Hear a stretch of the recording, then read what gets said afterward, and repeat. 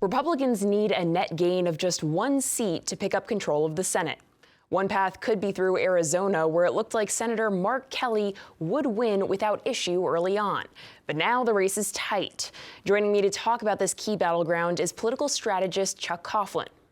Chuck, is Kelly's resume as a fighter pilot, an astronaut, and Gabby Gifford's husband not enough to win votes when inflation is such a priority? You know, that's going to be the question. That's going to be the question on election day is what are voters valuing and how do they weigh those things? It's clearly the economy, inflation, immigration are big issues in Arizona, but so is Mark's reputation. He's been an incumbent congressman, as you say, fighter pilot, astronaut, shuttle commander, and married to a very popular figure in Arizona and generally well liked. I suspect at the end of the day, it will be enough, but it's going to be a close race because of the analytics of the cycle. It's a more Republican cycle than a Democratic cycle. Let's talk about the race for governor. Recent polls suggest that Kari Lake has the edge here.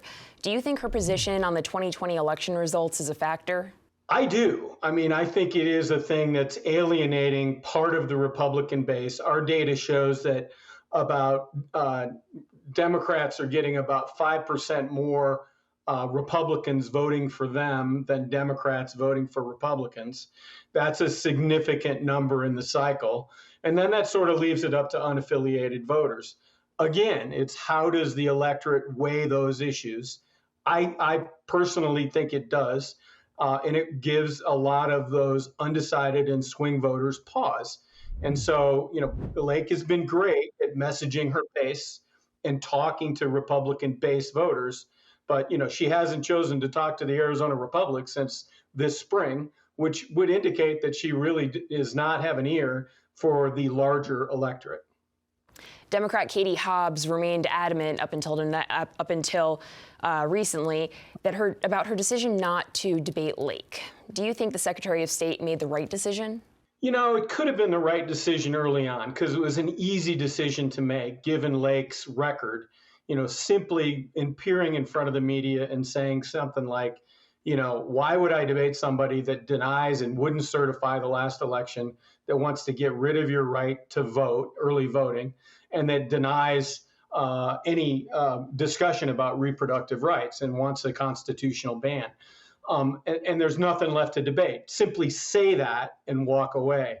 The campaign chose not to do that. They chose to talk about format and some other things early on, and it prolonged the issue, and it's created an issue where Mrs. Lake has used it to her advantage.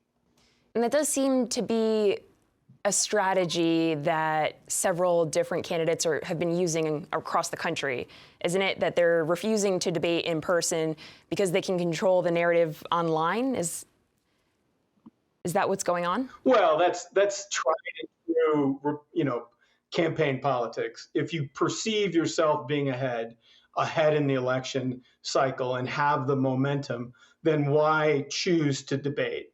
Why give your opponent that option? And under the scenario I laid out, it would have played up to your advantage, up to a Hobbs advantage, saying the issues are this, the race has been decided, and would have cast it in that light. What happened, though, is she played it more as a tactical game rather than a narrative game, and it came out, you know, weighing, I think, against the Hobbs campaign at the end, and I think it actually hurt her in the cycle. Okay. Chuck Coughlin, I want to thank you for joining us, and we appreciate your time.